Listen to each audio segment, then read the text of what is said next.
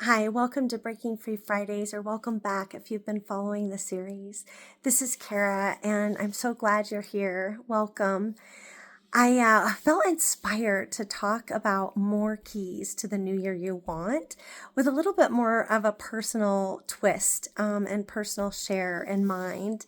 One of the beautiful souls from our community happened to reach out and just ask me how my 2025 was. And I shared with her the interesting dynamics at a high level. 2025 was an interesting year for me. There was a lot of challenge and also a lot of expansion. And one of the things that was the most satisfying about that year was just how validating it was in terms of how far I've come in my journey, and just, validation of the inner work, and the value of continuing to go and keep investing in those different lifestyle changes and the breakthroughs, because even with some pretty significant challenges, I was still able to maintain a much greater state of joy and gratitude, and more ease in just navigating things, rather than spiraling out in damage control or kind of that state of chaos that was very common for me in years past. So that was exciting. And one of the things, just thinking about 2026, there were actually a couple of things that I wanted to share that I thought might be inspiring for you as you're sitting with some of the of your opportunities, and what you really want for this year. And one of the things that I really thought was worth sharing is just, there are two words that are really kind of the bedrock for this year for me, and I look at these as kind of an overarching theme, that is really like the lens or the filter, that a lot of everything else that comes in this year kind of will be basically passed through, in terms of helping prioritize and just keeping my focus in the direction that is really strong for me and where I am in my journey. And those two words are magic and fun.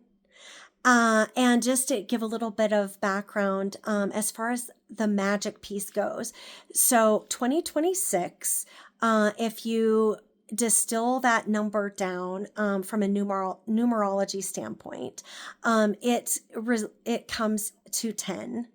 And in the tarot, for Kabbalah, which is a universal system for understanding the way that the universe works, and it has all these different pathways. It's really fascinating. Lots of interesting insights and breakthroughs in terms of like that bigger picture, cosmos, and just some of the spiritual aspects of life. But 10 is the Wheel of Fortune, and that is all about progression and movement forward. And that actually distills down to 1, which is for the magician. And, each of us in our own sense is a magician. We have all that we need right now, and the gifts from the divine, or however that resonates with you, God, spirit, divine creator, whatever that is for you, just fill that in. But basically, with those two pieces, this year is really feeling so much about magic and tapping into that divine alignment, more and more of that ease and flow in life. And when you think about magic, it's really opening ourselves up to the wonder and the miracle that is all around us, that is within us, really tapping back into kind of that childlike state of being where, everything that we experience, has a piece of magic to it, a curiosity, a wonder, just thinking about that piece. Just, it can be simple things, but oftentimes I really cue into nature with this, and just the synchronicities, all of that. The magic of breakthroughs, all of the work that you all are doing, and the miracle that every piece of progress is, and those points of celebration, all so magical. So that is something that I'm really holding, in the core for me for this year. And then the other piece is fun. And I had an interesting thing happen to me early in January. And it was kind of a spontaneous healing that came.